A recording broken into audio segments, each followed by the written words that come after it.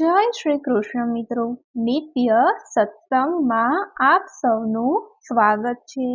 આજે આપણે સાંભળીશું મહાશિવરાત્રિને દિવસે કરાતા ખાસ ઉપાયો વિશે।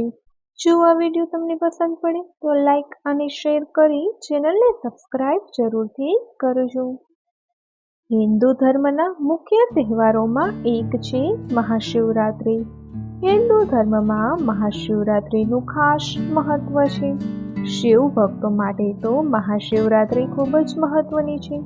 એવી માન્યતા છે કે આ તિથિને દિવસે જ ભગવાન શિવ સૌ પ્રથમ નિરાકાર સ્વરૂપમાં પ્રગટ થયા હતા। આ તારીખે ભગવાન શિવના દિવ્ય જ્યોતિર્લિંગનો જન્મ થયો હતો, જેની પૂજા ભગવાન વિષ્ણુ અને બ્રહ્મદેવ દ્વારા કરવામાં આવી હતી।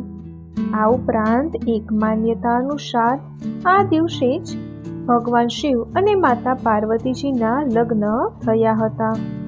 હિન્દુ પંચાંગ અનુસાર મહાશિવરાત્રિ દર વર્ષે મહા મહિનાની કૃષ્ણ પક્ષની ચતુર્દશી તિથિએ ઉજવવામાં આવે છે। મહાશિવરાત્રિના અવસર પર શિવ ભક્તો ઉપવાસ અને પૂજા કરીને ભગવાન ભોલેનાથને પ્રસન્ન કરવાના અનેક ઉપાયો કરે છે।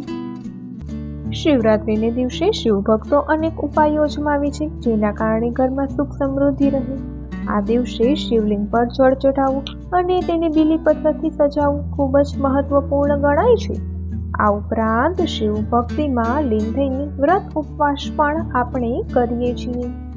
એવી માન્યતા છે કે જે પણ લોકો આ દિવસે શ્રદ્ધાથી શિવજીની પૂજા અને ધ્યાન કરે છે, તેમની બધી જ મનોકામનાઓ પૂર્ણ થાય છે। ઘણા એવા ઉપાયો અજમાવાથી ઘરમાં ધનનો વધારો થાય છે, સારા સ્વાસ્થ્યના આશીર્વાદ મળે છે। એટલું જ નહીં, જો તમારા લગ્નમાં અડચણો આવી રહી હોય અને લગ્ન જીવનમાં તણાવ હોય તો શિવરાત્રિને દિવસે કેટલાક ઉપાયો કરવાથી આ સમસ્યામાંથી મુક્તિ મળે છે। પેલું છે શિવલિંગ પર ચોખા ચઢાવવા। જો તમે શિવલિંગ પર સારી રીતે કાચા ચોખા ચઢાવો તો ઘરમાં ક્યારેય ધનની અછત રહેતી નથી। શિવલિંગ પર ચોખા ચઢાવવાથી જીવનમાંથી આર્થિક સમસ્યાઓ દૂર થાય છે। જો તમારા ઘરમાં કારણ વગર ખોટા ખર્ચા થતા હોય તો તે પણ દૂર થાય છે। આ ઉપરાંત ચોખાની સાથે 1 રૂપિયાનો સિક્કો પણ શિવલિંગ પર ચઢાવવો જોઈએ। ત્યારબાદ છે 11 બીલીપત્ર। જો તમે કોઈ ઈચ્છા પૂરી કરવા ઈચ્છતા હો તો મહાશિવરાત્રિને દિવસે ભગવાન શિવને પ્રિય બીલીપત્ર ચોક્કસ ચઢાવવું જોઈએ। જો તમે શિવજીને 11 બીલીપત્ર ચઢાવશો તો તમારી બધી જ ઈચ્છાઓ પૂર્ણ થશે। બીલીપત્ર અર્પિત કરતી વખતે એક વાતનું ખાસ ધ્યાન રાખવું જોઈએ કે બીલીપત્ર ખંડિત ન હોવું જોઈએ। જો તમે આ દિવસે ગાય કે બળદને લીલો ચારો ખવડાવશો તો તેનાથી પણ તમને લાભ થશે। ત્યારબાદ છે શિવલિંગનો અભિષેક કરો। જો તમારી કુંડળીમાં ગ્રહ દોષ હોય અને તેની સ્થિતિ નબળી હોય તો તમારે ઘણા નુકસાન વેઠવા પડી શકે છે।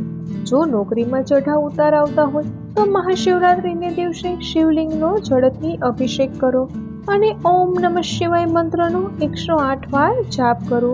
તેનાથી નોકરીમાં આવતી અડચણો દૂર થઈ શકે છે। ત્યારબાદ છે પતિ પત્નીએ સાથે મળીને રુદ્રાભિષેક કરવો જોઈએ। જો તમારા લગ્ન જીવનમાં સમસ્યાઓ આવતી હોય તો શિવરાત્રિના દિવસે પતિ અને પત્નીએ સાથે મળીને રુદ્રાભિષેક કરવો અને સારા જીવનની કામના કરવી જોઈએ। આ ઉપાયથી બહુ જલ્દી તમારા જીવનની સમસ્યાઓ દૂર થાય છે। તેની સાથે સાથે લગ્ન થવામાં મોડું થતું હોય કે અડચણો આવી રહી હોય તો પાર્વતી માતાને લાલ ચૂંદડી અને સિંદૂર ચઢાવવો જોઈએ।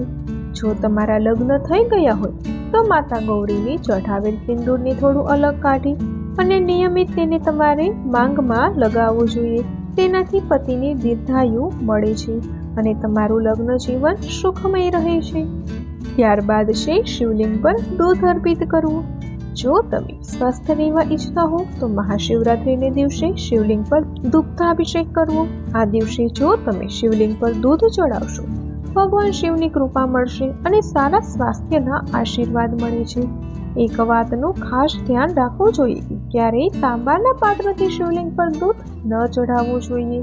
જો તમે ઘરની સુખ સમૃદ્ધિ ઈચ્છતા હો તો શિવરાત્રિને દિવસે આ ઉપાયો કરવાથી ચોક્કસપણેથી શિવજીના આશીર્વાદ પ્રાપ્ત થશે. તો મિત્રો, આ હતા શિવરાત્રિને દિવસે કરાતા ઉપાયોની માહિતી.